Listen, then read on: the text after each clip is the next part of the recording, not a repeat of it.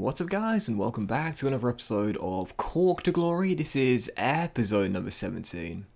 And we start today's episode for a brief look at our FA Cup third round fixture against Gillingham. That's our first game of 5 in today's episode. And a brief look at the league table as well on the back of the win against Lincoln City. 19 games remaining, so above the halfway point now. We've cut the gap on Barnsley, leading the way for basically the entire season to goal difference, and we're 6 points clear of the teams in the playoffs right now as well. Also a brief look at the academy as we've now entered January as well. Ethan Elliott does look pretty decent, I must say. We've trained him to right wing. 62 overall, 77 94 potential, but only 15 years old, so can't promote him just yet. A couple of players I am considering releasing from our academy, but for now they'll stay. And as for our transfer budget, we've got just under £1 million as the January transfer window comes into effect, and I'm not against making a change with this team and bringing someone in. But when I think about the fact we were rewarded with a big £3 million budget for this season, I think one of the main reasons why is because we didn't make any changes in January, we didn't sign anyone on free transfers, you know, we left a lot of money in our budget for the end of the season. That carries over to the new season. So I think really the best thing to do for a bigger budget for next season, whether we're playing Championship or League One football, touch wood, it would of course be the former. I think it's best just to leave the money as it is. You take a look at the squad here we got in January. Unfortunately, as you would have noticed, there are a couple of players have now hit 60 overall that came out of the academy, such as Dugan, Nicholson, Steph Curry's Northern Irish cousin as well, but unfortunately no one else shows great potential. So far it's just Rory Keane and McCluskey who show great potential, and of course we know the real one. No, what's his name again? Not the real one, the real deal. Cunningham, our attacking midfielder, has the exciting prospect tag as well. So yeah, I wouldn't be against seeing a change happen in January. You know who I really want? It's Bazunu or Kelleher, the two young Irish goalkeepers from either Rochdale or from Liverpool, but I don't know. I think it's best just to leave the money as is right now. Again, we will be sending our scouts out, don't forget about that too. That'll cost about £500,000 as well, so yeah, I think I'll probably leave the money as it is for now. Still, for the first of 5 games in today's episode, on the back of the win against Lincoln in League One, it was indeed our FA Cup third round tie at home to Gillingham. Gillingham right now, of course, in the same division as us, but not having the same sort of season in the bottom half of the table. Felt very confident as their takes on here at Turner's Cross. We've only lost once here all season long, and that was in the Papa John's Trophy with a B team. But for this game, picked a really strong lineup. I want to get through to the 4th round. Never been there before. Last year we knocked out at this stage by West Brom away at the Hawthorns. We were 2 goals up. Barry Sharkey scored again. That was really nice to see. On the stroke of the hour mark, Gillingham will get back in the game and half the deficit after all. God, horrendous first touch from Leo Yates. I tell you, man, we love big Leo, but he is so clumsy. Like, he's just like this mountain giant of a man at 6'5", but footwork is not his speciality, man. It's yeah, it does. I never feel confident when I pass the ball to his feet. I'd have much better success dinking the ball up in the air for him. Regardless, Gillingham would half the deficit there after the poor first touch, but we held on for the win, and we are through to the 4th round. Also, we had a loan bid for Tobin, a French side. I want to take him on loan. Totally fine with that, so we delegate the loan bid there. But there was another bid for Barry Sharkey, 2nd of the season, but of course we rejected it. Barry Sharkey is going nowhere. He might not show great potential, and I think I'm sort of like holding out for too much hope in the fact that he might possibly one day show great potential. Yeah, I got to give that pipe dream up, man. I don't think it's going to happen, unfortunately.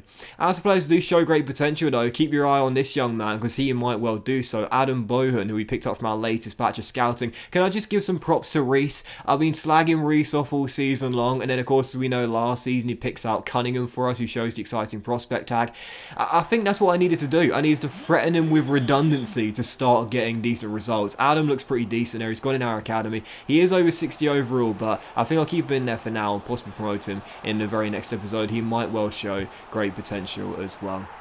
Still, for the second game of today's episode, travelling to Wycombe Wanderers, take them on at Adams Park here, the recently relegated side. The Chairboys taking the lead early on in this game, making it 1-0. As we know, we struggled in England this season, but I felt pretty confident we'd find our leveller at some point, and we would as well. 8 minutes after the restart, it's that man once again. If there's going to be a goal scorer for Cork at some point, it's probably going to be him in the game. Samuel Bell, so bloody good, man. Wonderful little stop, turn and finish as he rescues us a point in that game there. there away at Adams Park. And as we were simulating through to the third game, this episode against Shrewsbury Town away from home, we did have our draw for the FA Cup fourth round, and you see it there. First time we've reached this stage, and we got a very lucky tie indeed. We're taking on one of the weakest sides remaining, if not the weakest side remaining in the competition. Barrow of League 2 away from home. Yes, I'll be honest here, we got a very fortunate cup draw indeed, and a golden chance, absolutely golden chance to progress to the last 16 of the FA Cup. I was fine with the fourth round. I was totally fine with that. But now, if we don't make it through, that'll be a choke. We've got to make it to the last 16,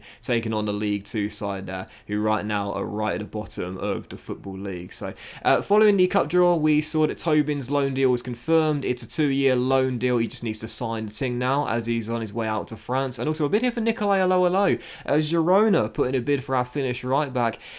I wasn't against cashing in. He's 28 years old. He's not going to get better at 67 overall. And Seamus Curry is 7 ratings lower, but has been growing pretty nicely. He might not show great potential, but I'm pretty sure he'll exceed 68. We do like Steph Curry's Northern Irish cousin. And again, that money there would be a massive transfer fee received, the biggest we'd have in the entire series so far. But he's a bit of a fan's favourite, the Finnish fullback, so I think I'll keep him for now. Possibly to cash in next season if we do get better defenders out of the academy in that position. But for the following games, this episode 35, Shrewsbury Town away from home. And oh, I love this guy. I mentioned it earlier. He's better when the ball's in the air, when the ball's at his feet. Leo. Oh, I love him. And again, I mentioned this on Twitter very recently, guys. Guys, if you're not doing it by now, I know so many of you like me are frustrated with the new, well, it's not a new system this year, the corner system, but they're so underpowered and they're so hard to have a success rate with. I've figured it out, guys. I've figured it out. This is the technique you need to do. Pick the biggest guy in the box, switch to him as a receiver, and just put him next to the goalkeeper floated in. It causes so much chaos, and it's so hard to defend against. Another goal for Leo, 4th of the season for our number 5. We went 2-0 up as well in the first half, while Shrewsbury would get back in the game in half deficit 3 minutes after the restart. I still felt confident we would win this one, and 9 minutes after the break, contender for goal of the season, Captain Gerard Morrissey with a wonderful little strike. He might not be in our first 11 on a regular basis now because we love the kid Cunningham, but I said it, I'm going to keep this guy until he retires, man.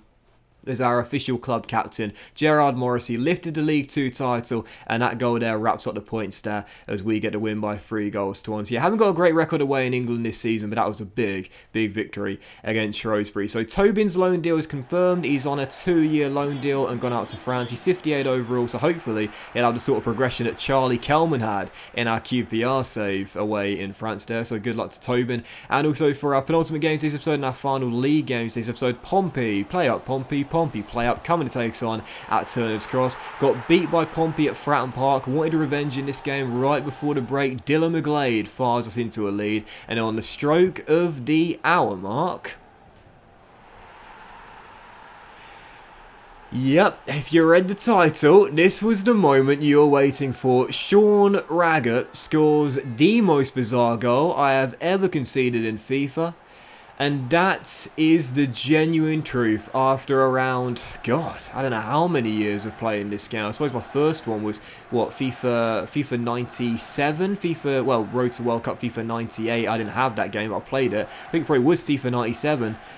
Yeah, okay, after over 20 years of playing this game, it is official. This is the most bizarre goal I've ever conceded. The ball went through the net. There was so much power on the header. It went through the net, hit the advertising hoarding behind the goal, and then nestled in to the actual back of the net. You know when you hear the phrase back of the net? That's the literal back of the net. That's where the ball ended up, the literal back of the net. As Sean Raggett scores the most bizarre goal I've ever conceded. The pace on the ball as he headed it, I don't know how on earth it ended up being that quick. I don't know how on earth there was so much swerve on it. I don't know what to say. It's just the most bizarre goal I've ever conceded. Oh my goodness gracious me. eSpOrTs ready? I don't think so somehow. Absolutely. Can you imagine that in an eSpOrTs like competitive FIFA game? Unbelievable. 1-1 the final score. I love the reaction to the fans at full time after the 1-1. Like, boo, Docs, come on mate, how did you not win that game? And I'm like, Guys, what can I do? Like, seriously, what was I supposed to do to defend that?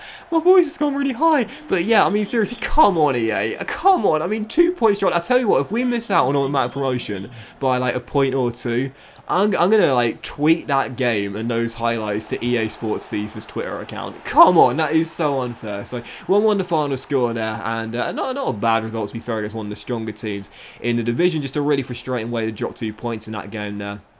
As we also delegated a loan deal for Mikhail Forsell, our Finnish holding mid. And for our final game of today's episode, it was the one we were waiting for, the FA Cup 4th round tie. Never been here before, away against Barrow. Right now, rock bottom of the Football League. Golden chance to make the last 16 the FA Cup. Took the lead early. Dylan McGlade then makes it 2-0 and then past the stroke of the hour mark here. I kind of took out my frustration on Little Barrow here, so I kind of felt bad for them because I was just like, right, after that draw, dropping 2 points, I was like, right, that's it, I'm gonna make sure I win this game. And we did. 3-0 was the final score. Rory Keenan got out goal in a nice little finish there in a very comfortable and routine victory against a side right now rooted to the bottom of the Football League. Final score, Barrow 0, Cork City 3. We are into the 5th round, unsurprisingly so, as we head into the last 16. And I tell you what, man, if we get another favourable tie, can you believe this? We're 90 minutes away from a place in the FA Cup quarter-final. My goodness. But still on the back of the draw against Portsmouth,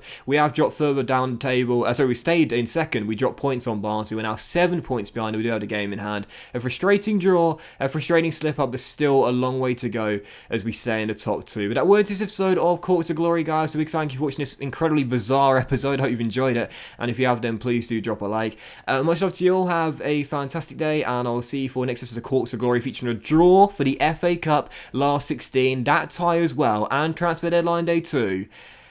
Very soon.